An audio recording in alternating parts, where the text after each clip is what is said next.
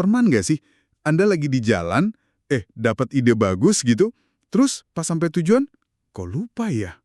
Hilang gitu aja. Sering banget itu. Atau habis baca buku nih, artikel bagus. Beberapa hari kemudian, intinya apa ya? Lupa. Iya kan? Rasanya tuh, aduh, gemes gitu. Dan ini kayaknya dialamin banyak orang ya. Apalagi sekarang info di mana-mana. Kita jadi kayak, penimbun digital gitu. Betul. Numpuk link, artikel, catatan, tapi terus, bingung gimana cara pakainya biar jadi sesuatu yang berguna gitu. Nah, persis. Disinilah konsep utama dari sumber kita kali ini masuk. Namanya membangun otak kedua. Otak kedua, kedengerannya kayak fiksi ilmiah ya. Bukan soal biologi kok. Ini lebih ke membangun sebuah sistem di luar kepala kita buat ngelola semua informasi penting. Oke, sistem eksternal ya. Iya, jadi pembahasan kita kali ini bakal fokus gimana sistem ini bisa bantu kita nemuin lagi info lama, ngelola pengetahuan buat proyek, nyimpen ide-ide keren kita, sampai, ini menarik, menghubungkan gagasan-gagasan yang tadinya kayak nggak nyambung. Wah, oke. Plus, katanya bisa ngurangin stres juga ya, gara-gara kebanyakan info itu. Banget, itu salah satu manfaat utamanya, biar nggak overwhelmed. Menarik banget. Nah, sumber utama kita buat ngobrolin ini kan intisari dari buku Building a Second Brain ya, penulisnya Tiago Forte. Jadi, misi kita hari ini apa nih? Misi kita simpel aja sih, coba pahami bareng-bareng gimana caranya kita bisa ubah hubungan kita sama informasi. Gimana caranya teknologi yang udah ada di kantong kita ini, HP, laptop, bisa jadi lebih dari sekedar tempat nyimpen.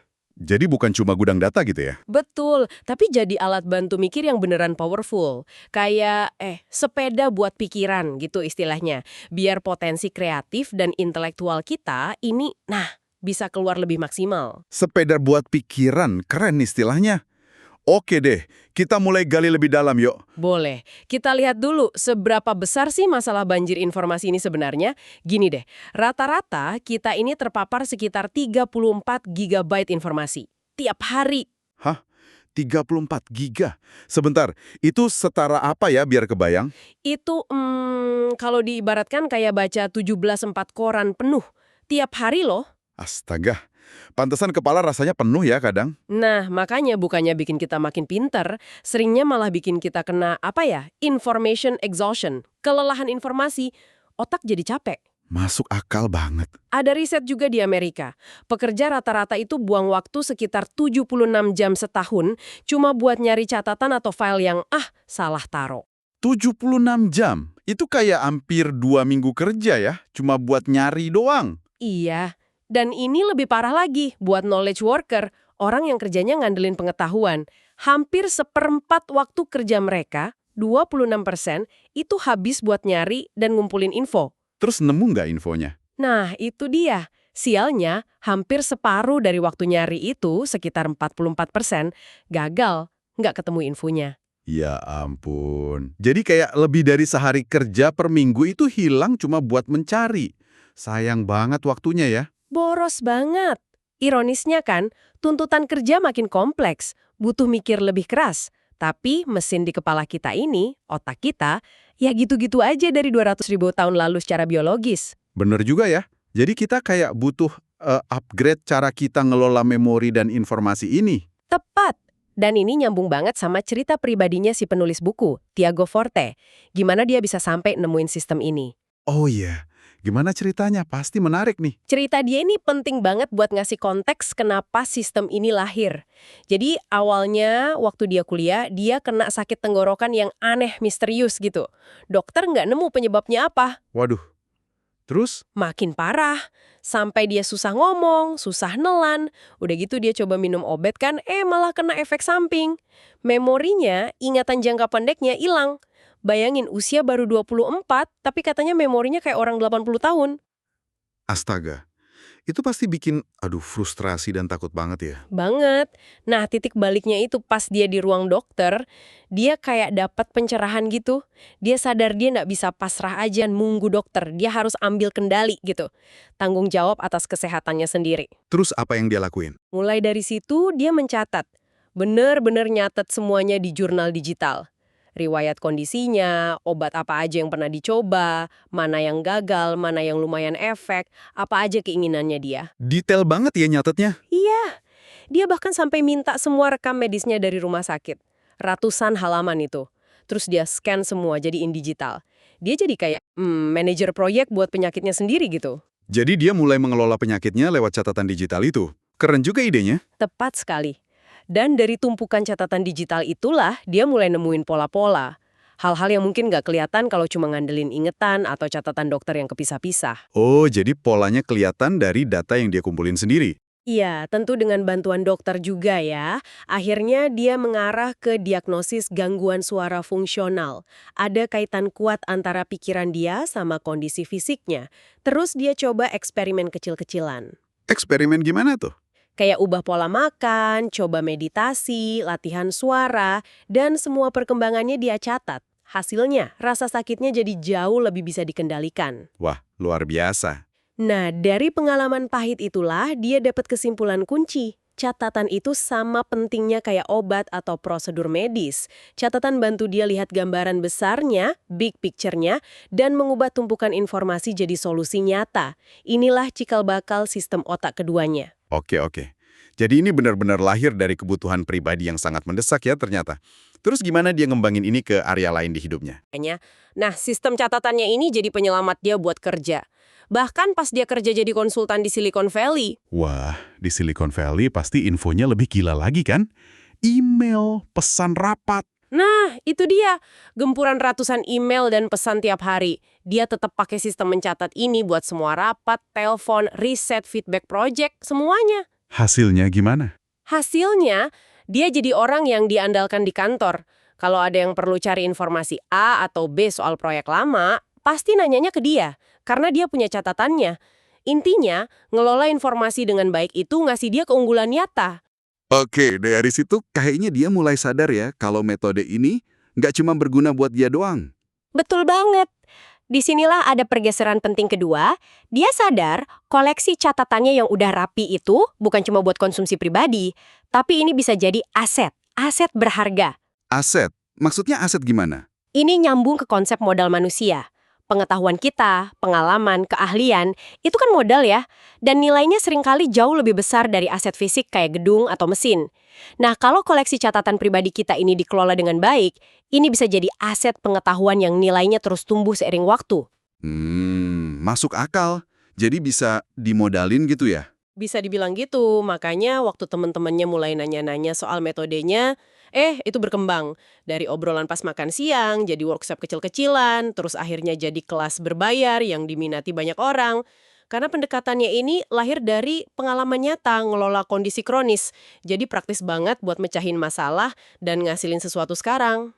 Oke, jadi kita udah ngerti nih latar belakangnya, perjalanannya.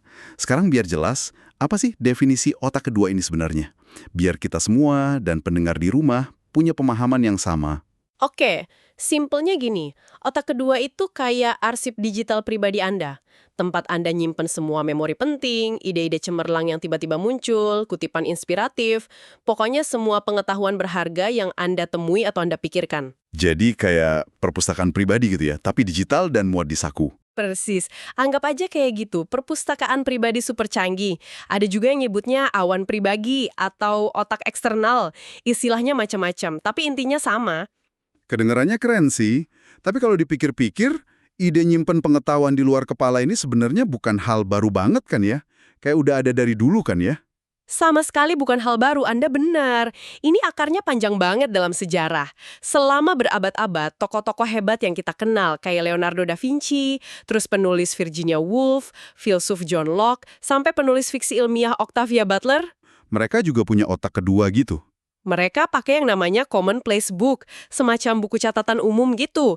Isinya bukan cuma catatan harian loh ya, tapi kumpulan kutipan, ide-ide, observasi mereka, refleksi. Jadi kayak alat bantu mikir dan belajar mereka gitu. Oh, commonplace book, pernah dengar sekilas sih. Nah, praktek ini populer banget zaman revolusi industri dulu.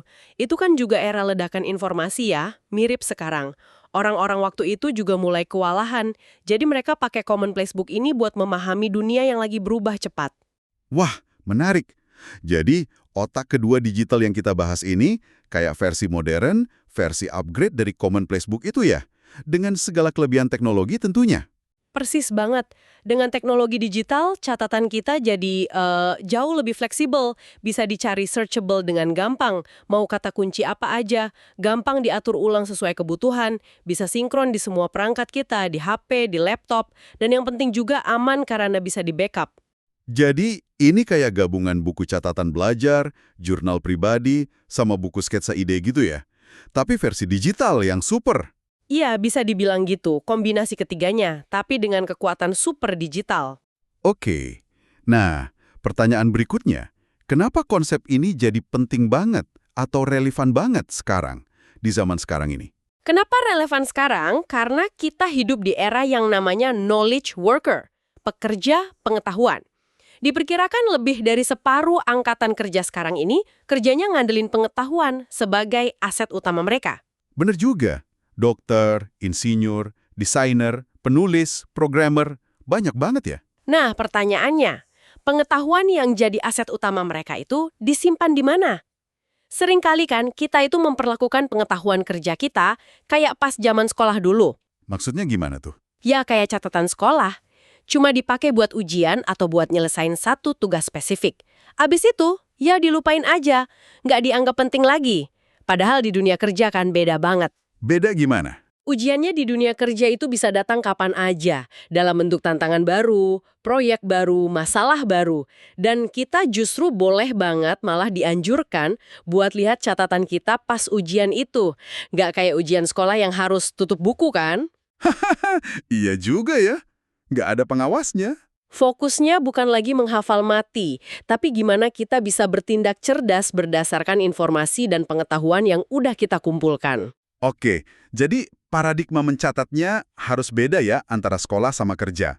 Nah, kalau gitu, catatan dalam konteks otak kedua ini definisinya jadi lebih luas dong ya? Bukan cuma ringkasan rapat aja. Jauh lebih luas. Jangan bayangin catatan tuh cuma coretan pas rapat atau ringkasan pelajaran yang rapi jali. Catatan di sini tuh kayak blok bangunan pengetahuan. Blok bangunan pengetahuan? Iya, bisa berupa apa aja. Kutipan dari buku yang bikin Anda, aha, foto pemandangan pas liburan terus Anda kasih anotasi kenapa itu berkesan, poin-poin penting dari obrolan sama kolega, link artikel menarik terus Anda tambahin komentar kenapa itu penting buat Anda, bahkan ide acak yang muncul pas lagi mandi terus Anda rekam pakai voice note. Wah, apa aja bisa ya berarti? Apa aja? Intinya, unit informasi yang udah Anda proses, udah Anda kasih sentuhan pribadi, lewat kacamata unik Anda, terus disimpan di luar kepala, biar ndak hilang dan bisa dipakai lagi nanti. Oke, kebayang sekarang. Lebih fleksibel banget ya definisinya. Terus nih, kalau kita mau mulai bangun otak kedua ini, langkah praktis pertamanya gimana? Perlu beli software mahal atau alat khusus gitu nggak sih? Nah, ini pertanyaan bagus. Langkah pertama, memang pilih wadahnya dulu. Idealnya sih kita pakai aplikasi pencatat digital. Pilihannya tuh banyak banget sekarang, dan banyak yang gratis atau udah ada di HP kita. Contohnya apa aja tuh, biar ada gambaran? Yang populer itu ada Evernote, Notion, OneNote dari Microsoft. Terus ada Apple Notes kalau pakai produk Apple, Google Keep juga simple dan oke. Atau ada juga Obsidian, Roam Research, macem-macem deh. Banyak juga ya pilihannya. Terus milihnya gimana, biar nggak bingung? Yang penting, cari aplikasi yang memenuhi 4 kriteria kunci. Pertama, dia harus bisa multimedia. Maksudnya, bisa nyimpen macam-macam jenis konten. Nggak cuma teks, tapi juga gambar, link website, file PDF, bahkan rekaman suara atau video klip pendek. Oke, multimedia. Jadi fleksibel buat nyimpen apa aja. Terus yang kedua? Kedua, sifatnya informal. Maksudnya, kita nggak usah pusing mikirin tata bahasa sempurna atau format yang cantik pas nyatet. Yang penting idenya cepet ketangkap dulu. Ini bukan mau bikin laporan resmi kan? Ya, bener. Yang penting idenya nggak hilang ya.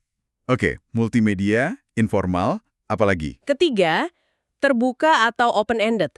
Maksudnya, proses mencatat di otak kedua ini kan nggak ada selesainya. Ini proses yang terus berjalan seumur hidup kita belajar dan nemuin hal baru. Beda sama software yang tujuannya spesifik, kayak bikin presentasi atau ngolah angka di spreadsheet.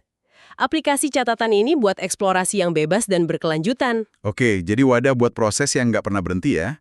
Terus yang keempat, Pastinya itu memudahkan kita buat cepat nangkap ide atau info penting, terus kita bisa cepat balik lagi ke kerjaan utama kita.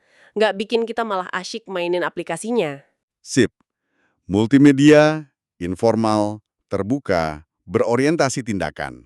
Nah, ada pesan penting nggak soal milih alat ini? Ada banget. Pesan paling penting. Jangan sampai Anda malah habis waktu berhari-hari atau berminggu-minggu cuma buat nyari aplikasi yang paling sempurna. Itu jebakan. Jebakan perfeksionisme alat ya. Betul.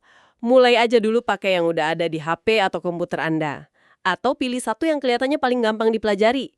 Yang paling penting itu bukan alatnya, tapi sistem dan kebiasaan mencatatnya.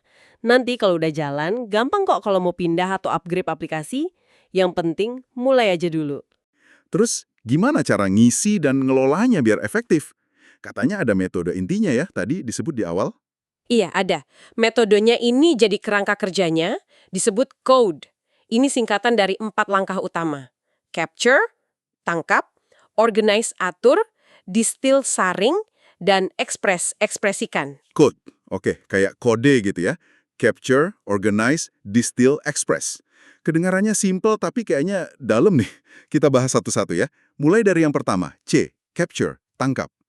Nah ini tantangannya. Gimana caranya biar nggak semua hal ditangkap? Nanti malah jadi penimbun digital lagi kayak tadi. Nah, ini poin yang krusial banget di langkah capture. Kuncinya persis seperti yang Anda bilang, jangan jadi penimbun digital, tapi jadilah seorang kurator. Kurator, kayak di museum gitu. Iya, kayak gitu. Kurator kan milih-milih banget ya artefak mana yang layak dipajang, mana yang enggak. Sama kayak kita, pas nangkep informasi, tangkep hanya informasi yang benar-benar beresonansi dengan Anda. Beresonansi. Maksudnya gimana tuh? Sesuatu yang bikin Anda tertarik, merasa penasaran, atau mungkin terinspirasi, atau merasa, aha, ini penting banget nih buat saya. Ada kliknya gitu. Latih intuisi Anda di sini. Nggak semua hal harus disimpan. Oke, jadi lebih pakai rasa gitu ya, apa yang klik sama kita. Ada tips lain nggak buat filter? Ada filter bagus. Idenya dari fisikawan Richard Feynman. Dia punya konsep 12 masalah favorit. Wah, keren namanya. 12 masalah favorit. Apa itu? Intinya gini, Feynman nyaranin kita buat selalu punya di kepala kita. Mungkin nggak harus pas 12 ya, tapi sekitar selusin lah. Pertanyaan besar atau masalah menarik yang lagi terus kita pikirin, yang kita peduliin. Contohnya kayak gimana tuh? Masalah favorit.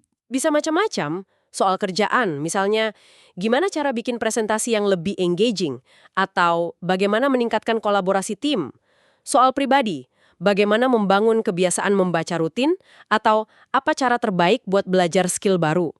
Pokoknya pertanyaan terbuka yang penting buat Anda. Oke, punya daftar pertanyaan gitu di kepala. Terus hubungannya sama capture. Nah, pas Anda nemu informasi baru, baca artikel, dengar podcast, ngobrol sama orang, tanyakan ke diri sendiri. Apakah info ini nyambung atau bisa bantu jawab salah satu dari 12 masalah favorit saya? Kalau iya, kemungkinan besar info itu layak ditangkap. Ini cara ampuh buat nyaring dan fokus pada apa yang benar-benar relevan buat kemajuan Anda. Wah, ini filter yang cerdas banget. Jadi nggak asal simpen aja ya. Selain itu, ada filter lain. Bisa juga pakai 4 pertanyaan simpel ini. Apakah info ini menginspirasi saya? Apakah ini bakal berguna nantinya? Apakah ini terasa personal, nyambung sama pengalaman saya? Atau apakah ini mengejutkan, sesuatu yang baru atau beda dari yang saya kira? Kalau jawabannya iya buat salah satu aja, mungkin layak disimpan. Oke, jadi tangkap yang beresonansi, yang nyambung sama masalah favorit kita, atau yang memenuhi kriteria tadi ya. Nah, setelah ditangkap, masuk ke langkah kedua. Organize, atur. Ini nih biasanya bagian yang bikin orang pusing. Mau diatur berdasarkan apa? Topik kayak di perpustakaan? Atau berdasarkan tanggal? Atau gimana? Nah, disinilah pendekatan otak kedua ini menawarkan sesuatu yang agak beda dari cara kita biasa ngatur file di komputer. Prinsip utamanya, jangan atur berdasarkan topik informasi, tapi aturlah berdasarkan kemudahan untuk bertindak, berdasarkan actionability. Actionability, kemudahan bertindak. Maksudnya gimana tuh? Jadi pas kita nyimpen catatan, kita mikirnya bukan ini masuk topik apa ya, tapi lebih ke informasi ini bakal paling berguna buat aksi apa nanti. Nah, sistem yang disarankan buat ini namanya PARA. PARA. Kayak paragraf gitu? Bukan ya? Bukan, haha, ini singkatan. Projects, proyek, areas, area, resources, sumber daya, archives, arsip. 4 kategori utama buat semua catatan digital kita. Oke, para. Bisa dijelasin singkat nggak? P itu apa, A itu apa, dan seterusnya? Tentu, projects itu simpelnya adalah semua pekerjaan jangka pendek yang punya hasil akhir jelas dan biasanya ada deadline-nya. Contoh, selesaikan laporan kuartal ini, rencanakan liburan keluarga ke Yogyakarta, bikin presentasi buat klien X. Ada awal, ada akhir. Oke, proyek jelas ya.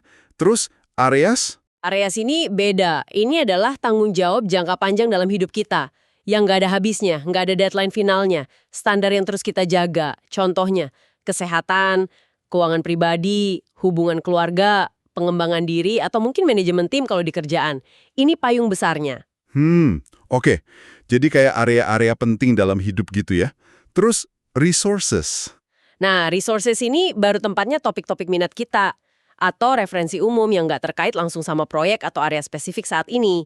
Misalnya, ide resep masakan, tips produktivitas, rekomendasi buku atau film, info traveling, teknik fotografi, hal-hal yang kita suka pelajari aja. Oke. Yang terakhir, archives. Archives ini gampang, ini kayak gudang, tempat kita mindahin item-item dari 3 kategori tadi, projects, area, sumber daya, yang udah nggak aktif lagi, udah selesai, atau udah nggak relevan buat kita saat ini. Biar nggak menu-menuhin ruang kerja utama kita. Oke. Jadi ada project, area, sumber daya, arsip. Nah, terus pas kita mau nyimpen catatan baru, misalnya nemu artikel bagus soal negosiasi gaji, itu masuk mana? Nah, kita tanyanya gini, artikel negosiasi gaji ini paling berguna buat proyek mana ya saat ini? Mungkin Anda lagi ada proyek, cari kerja baru, atau review performa tahunan.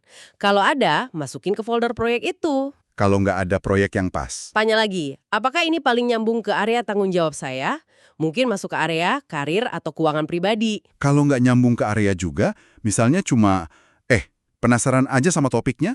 Nah, baru deh masuk ke resources. Bikin aja folder pengembangan karir atau negosiasi. Di bawah resources, kalau suatu saat artikel itu udah nggak relevan lagi, ya tinggal pindahin ke archives.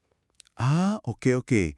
Jadi mikirnya dari yang paling actionable dulu, proyek, baru ke yang lebih umum, area, terus ke minat, resources, terakhir baru diarsip. Gitu ya alurnya? Betul. Analogi bagusnya itu dari koreografer terkenal, Twila Tharp.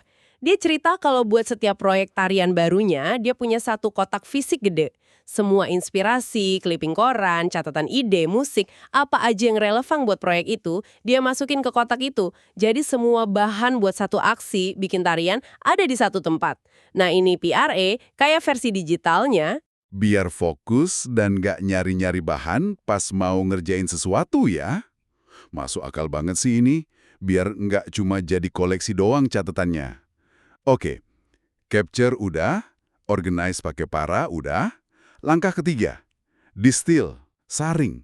Maksudnya gimana nih? Udah ditangkap, udah diatur rapi, kok disaring lagi? Perasaan tadi pas capture udah nyaring deh. Ya, nyaringnya beda. Kalau capture itu nyaring informasi dari dunia luar masuk ke sistem kita. Nah, distill ini nyaring informasi di dalam catatan kita sendiri, tujuannya apa? Biar catatan itu gampang ditemukan dan dipahami oleh diri kita sendiri di masa depan. Ini soal discoverability. Discoverability, kemudahan ditemukan. Ya, kenapa ini penting? Penting banget. Sering nggak sih Anda nemu catatan lama, mungkin beberapa bulan atau setahun lalu, terus Anda buka dan Anda bingung sendiri. Ini dulu intinya apa ya? Kenapa saya simpen ini? Konteksnya apa? Nah, persis. Distill ini prosesnya biar catatan kita nggak jadi kayak gitu. Ini proses menemukan intisari, esensi dari catatan itu. Biar pas kita buka lagi nanti, kita bisa langsung ngeh dalam hitungan detik. Teknik yang disarankan buat ini namanya progressive summarization. Progressive summarization, rangkuman progresif. Gimana cara kerjanya tuh? Kedengarannya agak teknis. Sebenarnya simple kok konsepnya. Gampangnya, kita bikin rangkuman tapi secara berlapis-lapis di dalam catatan itu sendiri. Bayangin Anda simper satu kutipan panjang atau beberapa paragraf dari artikel online. Oke, teks aslinya ya, itu lapisan pertama. Betul, itu lapisan satu. Nah, lapisan dua, Anda baca lagi teks itu, terus Anda bold kalimat-kalimat atau bagian-bagian yang menurut Anda paling penting, paling inti, mungkin cuma 20% dari teks asli. Oke, di bold bagian pentingnya. Terus? Highlight, kasih stabilo digital, bagian yang paling penting dari yang udah di bold itu. Mungkin cuma satu atau dua frasa kunci. Ini kayak intisari dari intisari. Wah, makin mengerucut ya. Ada lapisan lagi. Ada lapisan 4, ini opsional tapi sangat berguna. Di paling atas catatan itu, Anda tulis ringkasan super singkat, mungkin cuma satu kalimat. Pakai kata-kata Anda sendiri. Apa sih takeaway utama dari catatan ini buat Anda? Jadi pas kita buka catatan itu lagi nanti, Mata Anda akan otomatis tertuju ke bagian yang di-highlight kuning atau ke ringkasan singkat di atas itu. Anda bisa langsung ingat lagi, intinya apa, kenapa ini penting tanpa harus baca ulang semua teks aslinya. Hemat waktu banget dan langsung dapat esensinya. wah ini cerdas banget sih. Jadi kayak kita praproses informasinya buat diri kita di masa depan ya, biar nggak lupa konteksnya. Kayak proses Picasso itu ya, yang gambar banteng dari realistis jadi cuma beberapa garis esensial. Persis. Analogi Picasso itu pas banget. Proses dekonstruksi buat nemuin esensinya. Distill itu tujuannya sama. Cari esensi dari tiap catatan kita. Oke, mantap nih, teknik progressive summarization. Capture, organize, distill. Sekarang langkah terakhir, ekspresikan. Kenapa ini penting? Kan udah rapi tuh disimpan dan disaring. Nah, ini justru bisa dibilang puncaknya dari semua proses ini. Karena otak kedua ini tujuannya bukan cuma jadi museum pribadi tempat informasi kita pajang rapi-rapi. Tujuannya adalah untuk membantu kita berkreasi, menghasilkan sesuatu, berbagi ide, menggunakan apa yang udah kita kumpulkan. Jadi intinya biar gak cuma ngumpulin doang ya. Betul, informasi itu baru jadi pengetahuan yang benar-benar bermakna saat kita gunakan, saat kita olah jadi sesuatu yang baru. Jadi fokusnya harus bergeser, dari yang tadinya mungkin kita lebih banyak konsumsi informasi, sekarang kita dorong diri kita untuk lebih banyak kreasi. Nah, disinilah konsep intermediate packets masuk. Aduh, istilah lagi nih, intermediate packets. Paket perantara, apalagi nih maksudnya? Jangan bikin pusing dong. Tenang, ini konsep yang sebenarnya simple tapi sangat berguna buat proses kreasi.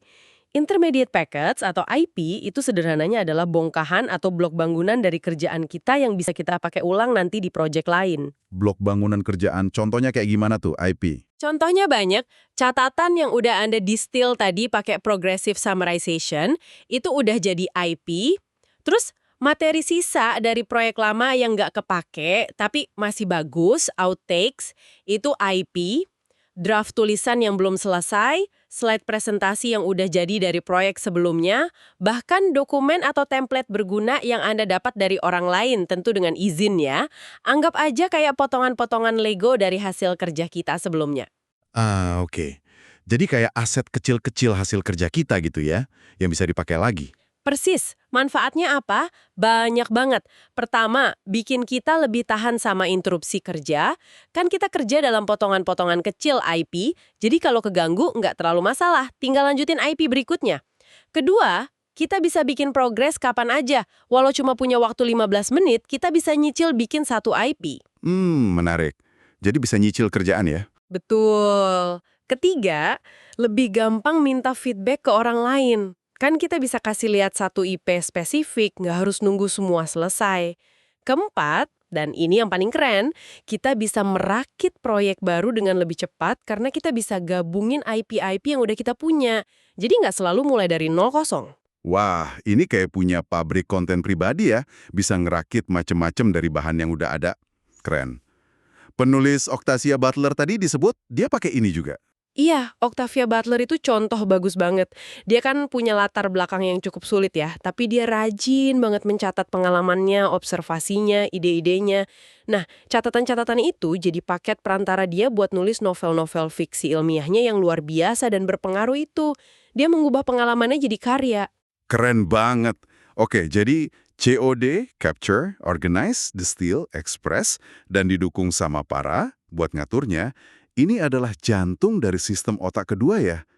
Kalau dengerin penjelasannya, kok rasanya ini bukan cuma soal teknik atau milih aplikasi aja ya? Kayak ada sesuatu yang lebih dalam gitu. Sama sekali, bukan cuma soal teknik atau alat. Anda bener banget. Ini lebih dalam dari itu. Ini soal mengubah pola pikir kita. Pola pikir kita terhadap informasi, terhadap kemampuan otak kita sendiri. Kita kan seringkali dibayangi ketakutan kalau otak kita ini nggak cukup kuat, nggak cukup pinter buat nginget semuanya. Iya sih, sering ngerasa gitu. Takut lupa, takut nggak bisa. Nah, sistem otak kedua ini membantu kita melepaskan beban itu. Kita outsource pekerjaan mengingat detail-detail itu ke sistem eksternal yang kita bangun dan kita percaya. Saya suka banget analogi tadi. Kalau otak biologis kita itu jadi CEO-nya yang mikirin strategi, bikin keputusan penting, sementara otak kedua kita jadi kayak staf ahlinya yang super rajin, yang ngurusin detail ingatan, nyiapin bahan. Jadi otak kita bebas buat mikir hal-hal besar, berkreasi, dan mungkin lebih menikmati hidup juga ya. Bisa banget dibilang gitu, analogi CEO dan staf ahli itu pas banget. Dan biasanya kalau orang udah mulai menerapkan sistem ini secara konsisten, ada 3 pergeseran pola pikir penting yang sering terjadi. Oh ya, apa aja tuh pergeserannya? Pertama, ada pergeseran dari pola pikir kelangkaan, scarcity, ke kelimpahan abundance. Kita jadi lebih tenang, nggak terlalu panik, takut ketinggalan informasi terbaru, FOMO, karena kita percaya kalau ide bagus dan informasi berharga itu ada di mana-mana, melimpah. Dan kita punya sistem yang bisa diandalkan buat menangkap mana yang benar-benar relevan dan beresonansi buat kita. Kita percaya benih kebijaksanaan yang kita butuhkan akan datang pada waktunya. Oke, jadi lebih santai ya, nggak ngejar-ngejar info terus. Dari kelangkaan ke kelimpahan. Apalagi? Kedua, pergeseran dari kewajiban, obligation, ke pelayanan, service. Ini menarik. Saat pengetahuan kita mulai terkumpul, terhubung, dan tersaring di otak kedua kita, seringkali muncul dorongan alami dari dalam diri buat berbagi, buat membantu orang lain dengan apa yang kita tahu. Kita jadi sadar kalau pengetahuan itu justru makin berkembang kalau dibagikan. Dan kita punya perspektif unik yang bisa jadi solusi buat masalah orang lain atau kontribusi buat komunitas. Jadi ada dorongan buat memberi gitu ya. Menarik. Terus yang ketiga apa? Yang ketiga, dan ini mungkin yang paling transformatif dampaknya, pergeseran dari sekedar konsumsi, consuming, ke kreasi, creating. Sistem otak kedua ini, dengan proses distill dan ekspresnya, membantu kita menggali pengetahuan tacit kita. Hal-hal yang sebenarnya kita tahu atau rasakan, tapi mungkin susah buat diungkapkan dengan kata-kata. Pengetahuan tacit ya, yang nggak eksplisit gitu. Di kebutuhan dasar manusia untuk berekspresi dan berkontribusi. Wah, dalam banget ya pergeserannya. Dari scarcity ke abundance, obligation ke service, dan consuming ke creating. Keren. Oke deh, kayaknya kita udah bahas lumayan banyak dan mendalam nih soal membangun otak kedua. Mari kita coba rangkum sedikit ya perjalanan kita hari ini. Boleh, boleh. Jadi masalah awalnya jelas banget ya. Kita sering kewalahan sama banjir informasi di zaman sekarang, susah nginget hal-hal penting yang udah dipelajari atau dipikirkan, dan akibatnya potensi kita jadi nggak keluar maksimal. Solusi yang ditawarkan adalah membangun sebuah sistem eksternal yang terpercaya, yaitu otak kedua. Betul. Caranya pakai metode KODE. Capture, tangkap hanya informasi yang beresonansi dengan kita. Organize, atur catatan kita berdasarkan kemudahan bertindak pakai sistem PARA. Projects, areas, resources, archives. Distill, saring untuk menemukan intisari setiap catatan pakai progressive summarization. Dan terakhir, express. Ekspresikan pengetahuan kita jadi karya nyata, salah satunya dengan memanfaatkan intermediate packets. Rangkuman yang bagus banget. Dan manfaatnya pun jelas ya, seperti yang udah kita singgung tadi. Bisa mengurangi stres akibat kebanyakan informasi, bisa membuka keran kreativitas kita, punya cadangan memori eksternal yang andal, mendorong pertumbuhan diri secara berkelanjutan, dan yang nggak kalah penting, memberdayakan kita untuk berbagi pengetahuan unik kita ke dunia. Dan mungkin yang penting juga untuk diingat ya, ini bukan soal jadi sempurna dalam semalam. Ini adalah sebuah proses, sebuah kebiasaan baru yang perlu dibangun pelan-pelan, langkah demi langkah. Nggak usah nunggu alat sempurna atau waktu sempurna. Tepat sekali. Ini maraton, bukan sprint. Nikmati prosesnya. Dan mungkin sebagai penutup nih, ada satu pertanyaan yang bisa Anda, para pendengar, renungkan setelah ini. Apa tuh pertanyaannya? Coba deh, nanti luangkan waktu sebentar. Lihat lagi catatan-catatan lama Anda, mungkin di buku catatan fisik, di file komputer, atau bahkan di kepala Anda. Ingat-ingat lagi pengalaman Anda, ide-ide acak yang pernah Anda simpan. Terus tanyakan, Pengetahuan unik apa sih yang sebenarnya sudah Anda miliki sekarang, yang mungkin selama ini terabaikan atau Anda anggap biasa aja, yang sebenarnya bisa Anda gunakan untuk menciptakan sesuatu sekecil apapun itu, atau mungkin untuk membantu seseorang di sekitar Anda, hari ini juga? Wow, pertanyaan yang dalam dan langsung ngajak bertindak ya. Pengetahuan unik apa yang sudah kita miliki? Menarik banget buat direnungkan. Oke deh, semoga obrolan kita hari ini bisa jadi inspirasi buat Anda semua untuk mulai memperhatikan lagi interaksi Anda dengan informasi sehari-hari. Ingat, langkah kecil membangun otak kedua Anda bisa dimulai dari sekarang. Selamat mencoba.